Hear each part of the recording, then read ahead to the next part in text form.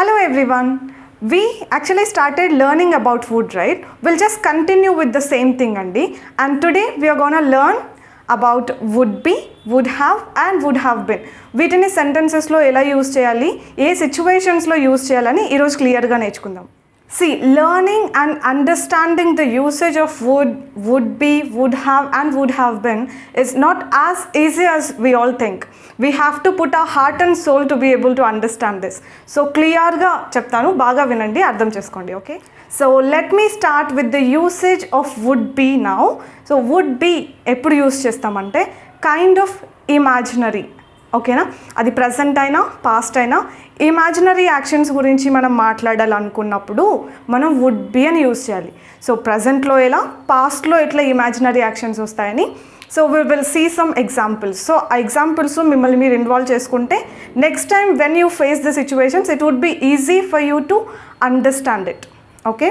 C did you observe, I just used would be. It would be easy for you to understand అంటే ఈజీగా ఉంటుంది, అంటే ఖచ్చితంగా easy ఉంటుంది అని చెప్పినట్టు కాకుండా ఇమాజినరీ అనమాట. So we will see some examples now. See observe the first sentence, we all would be happy if you came అన్నాను అనుకోండి. దాని అర్థం ఏంటో తెలుసా? మేమందరం హ్యాపీగా ఉండే వాళ్ళం, నువ్వు వచ్చి. If you came we all would be happy. So ఇదేంటంటే పాస్ట్ ఇమాజినరీ అనమాట. It would be tastier if you added some ghee. కొంచెం గీ యాడ్ చేసి ఉంటే ఇంకొంచెం టేస్టీగా ఉండుండేది. సి ఉండుండేది అంటే ఇది కూడా ఇమాజినరీ యాక్షనే అనమాట. The test would be easy if you practised well. నువ్వు బాగా ప్రాక్టీస్ చేస్తుంటే టెస్ట్ ఈజీగా ఉండుండేది, ఇలా అనమాట. ఇదంతా ఏంటంటే పాస్ట్ ఇమాజినరీ. సో మనం ప్రజెంట్ ఇన్ఫ్యాక్ట్ ఫ్యూచర్ గురించి కూడా మనం వుడ్ బి అని యూజ్ చేయొచ్చు. అది కూడా ఏమవుతుంది, ఇమాజినరీనే అవుతుంది, ఖచ్చితంగా చెప్పినట్టు అవ్వదు, okay? Let me tell you some examples. If I say he would be back by tonight అన్నాను అనుకోండి, అంటే ఏంటి? అతను వస్తాడేమో అంటే ఖచ్చితంగా వస్తాడని కాదు, రావచ్చు, లైక్ మేబీ లాగా వుడ్ అనమాట. కానీ మేబీ అంటే పాసిబిలిటీ, వచ్చే ఛాన్సెస్ ఉన్నాయి. వుడ్ బి అనేది ఏమవుతుంది, ఇమాజినరీ అవుతుంది అనమాట. It would be very helpful అంటే చాలా హెల్ప్ఫుల్గా ఉంటుంది. It would be okay to go there అంటే వెళ్ళొచ్చు, ఏం పర్లేదు అన్నట్టు. It would be okay. It would be a perfect opportunity, అదొక పర్ఫెక్ట్ ఆపర్చునిటీ ఏమో. So take it. Why not taking? It would be a perfect opportunity. He would be in office. ఆఫీస్లో ఉండొచ్చు, ఉన్నాడేమో. ఇట్ ఈస్ ఇమాజినరీ, ఇమాజిన్ చేసుకొని చెప్తున్నట్టు అనమాట. ఇవన్నీ ఖచ్చితంగా కాదు. It would be very helpful to learn English. English నేర్చుకోవడం చాలా హెల్ప్ఫుల్ అయి ఉండొచ్చు, అవుతుందేమో, అవుతుంది అన్నట్టుగా అనమాట. నెగటివ్లో కూడా చెప్పొచ్చు వుడెంట్ బి అని. It wouldn't be very helpful to go there. అక్కడికి వెళ్ళడం పెద్ద హెల్ప్ఫుల్ కాదేమో, అట్లా అనమాట, imaginary. It wouldn't be very expensive, అంత ఎక్స్పెన్సివ్ అయి ఉండకపోవచ్చు. It wouldn't be easy to lead a life without money. Money లేకుండా లైఫ్ లీడ్ చేయడం అంత ఈజీ ఏం కాదు అలా. It wouldn't be easy to lead a life without money. It wouldn't be helpful to meet them. వాళ్ళని కలవడం అంత helpful ఏం అయి ఉండదు, అవ్వదు. It wouldn't be good to buy everything online. ఆన్లైన్లో అంతా కొనడం అంత బాగేం ఉండదు. It wouldn't be good to trust everyone. అందరినీ ట్రస్ట్ చేయడం ఏమంత బాగుండదు. It would be very dangerous to try that. అది ట్రై చేయడం చాలా డేంజరస్ అయి ఉండొచ్చు, అవుతుందేమో. సో దీన్ని మనం ఎగ్జాక్ట్గా ట్రాన్స్లేట్ చేయలేము. It should be understood in this sentence itself. సెంటెన్స్లో సిచ్యువేషన్లో మాత్రమే కొన్నిసార్లు మనం వుడ్ని కానీ వుడ్ బీని కానీ అర్థం చేసుకోవాల్సి ఉంటుంది, యూజ్ చేయాల్సి ఉంటుంది. ప్రతిదానికి తెలుగు మీనింగ్ వెతక్కండి, because English is not derived from Telugu కదా, తెలుగు నుంచి ఇంగ్లీష్ రాలేదు కాబట్టి ప్రతిదాన్ని మనం అట్లా ట్రాన్స్లేట్ చేయలేము. At any cost he would be back by tonight. వచ్చేస్తాడు, అట్ ఎనీ కాస్ట్ అంటే ఏదేమైనా సరే వచ్చేస్తాడు, రావచ్చు అన్నట్టు. It would be good to be calm in this situation. ఇట్లాంటి సిచ్యువేషన్లో కామ్గా ఉండడం మంచిది. There would be no moonlight tonight. ఈరోజు మూన్ లైట్ ఉండకపోవచ్చు. ఇలాగ మనందరం ఏదైనా ఒక ప్లేస్కి వెళ్దాం అనుకున్నాం అనుకోండి, ఒక ప్లేస్ పేరు చెప్తే yeah that would be a good place to go, that would be a good place to hang out, ఇలా చెప్పొచ్చు అనమాట. ఎవరికైనా సర్ప్రైజింగ్గా ఒక గిఫ్ట్ పంపించామనుకోండి, after receiving this gift she would be very happy to see this, she would be very surprised to see this. లేదు ఎవరైనా మనకు ఒక గిఫ్ట్ పంపించారనుకోండి, that would be for your birthday. అది నీ బర్త్డేకి అయి ఉండొచ్చు, బర్త్డేకి ఏమో, అన్నట్టు అనమాట. So did you understand? Would be is actually for imaginary, అది ప్రజెంట్ అయినా పాస్ట్ అయినా. Now it's time to discuss would have. Would have కూడా అండి, people think it is complicated, but once ఒకసారి మనం సిచ్యువేషన్ అర్థం చేసుకున్నామంటే కనుక చాలా ఈజీగా యూస్ చేసేసేయచ్చు మనం would have and would have been కూడా. ఓకేనా? Let me tell you some examples with it now. So మీకు ఇంతకుముందు చెప్పినట్టుగానే వుడ్ హ్యావ్ని మనం థర్డ్ కండిషన్లో యూస్ చేస్తాం. See it is past, paste అనుకోండి, కానీ పాస్ట్లో ఒక యాక్షన్ జరగలేదు, జరిగుంటే అంటే ఇక్కడ మనం 2 థింగ్స్ గురించి డిస్కస్ చేసుకుంటాం. ఒకటి జరిగుంటే ఏమై ఉండేది అని అర్థం అనమాట. అంటే ఒక యాక్షన్ దాని వల్ల వచ్చే రియాక్షన్ అట్లాగా. అంటే ఎగ్జాంపుల్లో చెప్పాలంటే మీరు ఇంగ్లీష్ నేర్చుకొని ఉంటే మీకు జాబ్ వచ్చి ఉండేది అనాలనుకోండి. అంటే మీరు ఇంగ్లీష్ నేర్చుకోలేదు, దానివల్ల యూ మిస్డ్ అన్ ఆపర్చునిటీ, ఒక ఆపర్చునిటీ మిస్ అయింది అనుకోండి. సో నేను చెప్పాలి మీరు ఇంగ్లీష్ నేర్చుకొని ఉంటే జాబ్ వచ్చి ఉండేది, అంటే ఒక యాక్షన్ జరుగుంటే దాని కాన్సిక్వెన్స్ ఇంకోలా ఉండేది అని చెప్పాలనుకున్నప్పుడు వుడ్ హ్యావ్ని యూస్ చేయాలి. సో గుర్తుపెట్టుకోండి, వుడ్ హ్యావ్ తర్వాత V3 అండ్ ఇంకొక సెంటెన్స్ ఉంటుంది డెఫినెట్గా, అక్కడ మనం హ్యాడ్ ప్లస్ V3 యూస్ చేయాలి. Let me tell you the sentence. If you had learnt English, you would have got the job. Okay? You would have got the job if you had learnt English. ఇలా కూడా చెప్పొచ్చు. Anything is fine. Okay, but would have plus V3, had plus V3 అనేది మాత్రం కంపల్సరీగా ఉండాలి. నువ్వు అర్లీగా వెళ్ళుంటే బస్ని catch చేసి ఉండేవాడివి. సి ఈ సిచ్యువేషన్లో ఏంటంటే మీరు అర్లీగా వెళ్ళలేదు, బస్ మిస్ అయిపోయింది, బస్ క్యాచ్ చేయలేదు. సో ఇప్పుడు చెప్తామన్నమాట, అంటూ ఉంటాం కదా, కొంచెం తొందరగా పోయి ఉంటే బస్ దొరుకుతాండా అంటామా, ఇట్లాంటివే అనమాట. If you had started earlier you would have caught the bus. Okay, if you had started earlier you would have caught the bus. If ఉన్న సెంటెన్స్లో హ్యాడ్ ప్లస్ V3, నెక్స్ట్ సెంటెన్స్లో would have plus V3. Okay, third form of verb is must here. నువ్వు practice చేస్తుంటే win అయి ఉండేవాడివి అనాలనుకోండి. So practice చేయలేదు, win కూడా అవ్వలేదు. సో ఇలాంటి ఒక సిచ్యువేషన్ గురించి చెప్పాలనుకున్నప్పుడు if you had practised you would have one.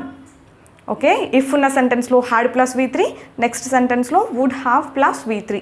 ఇంతకు మించిన గ్రామర్ మనం ఏం ఫాలో అవ్వక్కర్లేదన్నమాట. Just that. నువ్వు అతనికి హెల్ప్ చేసి ఉంటే అతను పాస్ అయ్యి ఉండేవాడు అని చెప్పాలంటే if you had helped him he would have passed. నువ్వు నన్ను అడుగుంటే నేను డ్రాప్ చేసి ఉండేదాన్ని, నువ్వు నన్ను అడుగుంటే నీ పిక్ చేసుకుంటా అంటే కదా. ఇలాంటి సెంటెన్సెస్ ఎట్లా చెప్తాం? If you had asked me I would have dropped you. అంటే మీరు నన్ను అడగలేదు, నేను డ్రాప్ కూడా చేయలేదు, తర్వాత జరిగే ఒక కాన్వర్సేషన్ అనమాట. అడిగుంటే డ్రాప్ చేస్తాంటి కదా, ఇలాంటివి. If you had asked me I would have dropped you right, ఇలా చెప్తామన్నమాట. If you had told me I would have picked you up. నువ్వు నాకు చెప్పుంటే నేను పిక్ చేసుకుంటా అంటే if you had told me I would have picked you up. వీటిని మనం నెగటివ్లో కూడా ట్రై చేయొచ్చు. నెగటివ్ సెంటెన్సెస్ కూడా ఉంటాయి. ఎలా అంటే నువ్వు రాకపోయింటే నేను వస్తా అంటే, నువ్వు ఫోన్ చేయకపోయింటే నాకు తెలిసి ఉండేదే కాదు, ఇలాంటివన్నీ అనమాట. If you hadn't come I would have come. నువ్వు రాకపోయింటే నేను వచ్చి ఉండేదాన్ని. నువ్వు చెప్పకపోయింటే నాకు అసలు తెలిసి ఉండేదే కాదు అనాలంటే if you hadn't told me I wouldn't have known. తెలిసి ఉండేదే కాదు. నువ్వు హెల్ప్ చేయకపోయి ఉండుంటే నేను అసలు పాస్ అయ్యి ఉండేదాన్ని కాదు. If you hadn't helped me I wouldn't have pass. If I hadn't started making reels I wouldn't have met so many people. అంటే రీల్స్ చేయకపోయి ఉంటే కనుక నేను చాలామందిని కలవకుండా ఉండేదాన్ని అని. అంటే since I made reels I met so many people, అలాగనమాట. And now let us go through how to use would have been. Would have been ఈ సెంటెన్స్లో ఎలా యూస్ చేయాలో చూద్దాం. జస్ట్ ద సేమ్ అండి, వుడ్ హ్యావ్ లాగానే వుడ్ హ్యావ్ బిన్ కూడా, కాకపోతే సెంటెన్స్లో వర్బ్ లేనప్పుడు వుడ్ హ్యావ్ బిన్ని యూస్ చేయండి. ఓకే, మనకు V3 ఫార్మ్ ఆఫ్ వర్బ్ కంపల్సరీగా ఉండాలి. కొన్ని సెంటెన్సెస్లో మనం వర్బ్స్ యూస్ చెయ్యం. అట్లా వర్బ్స్ లేనప్పుడు V3 ఫార్మ్ లేనప్పుడు బిన్ని యూస్ చేయండి, అదొక సిచ్యువేషన్. అండ్ ఉండడం అన్న మీనింగ్ వచ్చినప్పుడు వుడ్ హ్యావ్ బిన్ని యూస్ చేయండి, అదొకటి. అండ్ ప్యాసివ్లో మాట్లాడినప్పుడు కూడా మనం వుడ్ హ్యావ్ బిన్ని యూస్ చేస్తాం, అది ఒక సిచ్యువేషన్ అనమాట. సో ఎగ్జాంపుల్స్ చూద్దాం, అర్థమవుతుంది. సో ప్యాసివ్లో చెప్పాలంటే ద వర్క్ కంప్లీట్ అవ్వబడుండేది నువ్వు నాకు ముందుగానే చెప్పుంటే, లేకపోతే ముందుగానే స్టార్ట్ చేసుంటే. ఇది ఒక కంప్లీట్గా ప్యాసివ్ అనమాట. ఓకే, యాక్టివ్ సెంటెన్స్ కాకుండా ప్యాసివ్ సెంటెన్స్ ఇది. The work would have been completed if you had started earlier. ఓకేనా, the work would have been completed if you had started earlier. This is passive. Last వీకే order చేసింటే ఈ పాటికి delivery వచ్చేసి ఉండేది అనాలి, కానీ ఇది యాక్టివ్. ప్యాసివ్లో చెప్పాలంటే ఎట్లా అంటే it would have been delivered if you had ordered last week. Okay, it would have been delivered if you had ordered last week. ఇక్కడ వుడ్ హ్యావ్ బీన్ తర్వాత మనకి V3 వస్తుంది. అంతేగా పాసివ్ అంటేనే కంపల్సరీగా మనం V3 ఫార్మ్ ఆఫ్ వర్బ్ని use చేస్తాం. This is how exactly we use sentences in passive. పాసివ్లో సెంటెన్సెస్ ఇలా యూస్ చేస్తాం. ఇంకొకటి మనం ఉండడం అన్న మీనింగ్ వచ్చేలాగా కూడా మనం వుడ్ హ్యావ్ బీన్ యూస్ చేస్తామని చెప్పాను కదా. ఎలా అంటే నేను ఇంగ్లీష్ కొంచెం ముందుగా నేర్చుకొని ఉండుంటే నా లైఫ్ ఇంకొంచెం బెటర్గా ఉండుండేది. Okay, if I had learned English earlier my life would have been better. My life would have been better, బెటర్గా ఉండుండేది. అలా ఉండడం అన్న మీనింగ్ వచ్చినప్పుడు కూడా మనం వుడ్ హ్యావ్ బిన్ని యూస్ చేస్తాం అనమాట. బేసికలీ బీ అన్నా, బీయింగ్ అన్నా, బిన్ అన్నా ఉండడం. My life would have been better if I had learned English earlier. My life wouldn't have been like this if I hadn't learned English. English నేర్చుకోకుండా ఉండుంటే నా life ఇలా ఉండుండేది కాదు. ఇది నెగటివ్ సెంటెన్స్ అనమాట. Did you observe that? My life wouldn't have been like this if I hadn't joined there. అక్కడ join అవ్వకపోయి ఉంటే నా లైఫ్ ఇలా ఉండుండేది కాదు, ఇలా చెప్పొచ్చు అనమాట. My life would have been better if I had met you earlier. నేను మిమ్మల్ని ముందుగా కలిసి ఉంటే చాలా బాగుండేది నా లైఫ్ అనేసి అనమాట. My life wouldn't have been like this without you all. మీ అందరు లేకపోయింటే నా లైఫ్ ఇలా ఉండుండేది కాదు. సి, ఇలాగనమాట. I wouldn't have been here if you hadn't helped me.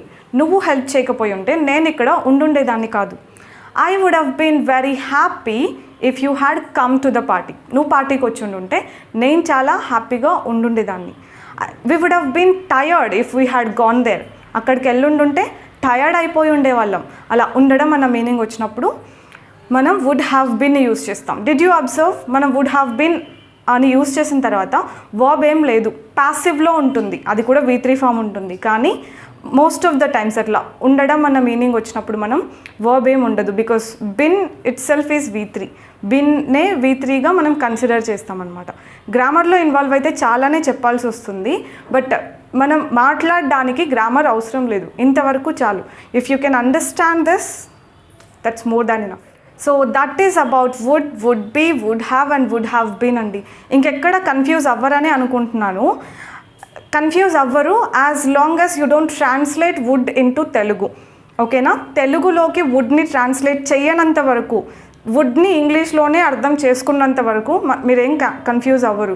Confusion ఎక్కడొస్తుందంటే దాన్ని తెలుగులో ఏమంటారు, తెలుగులో ఎలా చెప్పాలి, ఈ సెంటెన్స్ ఏంటి తెలుగులో అని ఆలోచిస్తేనే కన్ఫ్యూజన్ వస్తుంది. See, read multiple examples. గూగుల్లో ఎగ్జాంపుల్స్ మల్టిపుల్వి బ్రౌజ్ చేయండి, కొన్ని బుక్స్ చదవండి. You have to understand word in the sentence itself. సెంటెన్స్లో సిచ్యువేషన్ని బట్టి మాత్రమే వుడ్ అన్న కాన్సెప్ట్ని అర్థం చేసుకోవడానికి ట్రై చేయండి తప్ప తెలుగులోకి ట్రాన్స్లేట్ చేయొద్దు. క్లియరా? I'll be back with another interesting and useful topic next time, Andi. Keep learning, keep practicing. Until then, bye bye.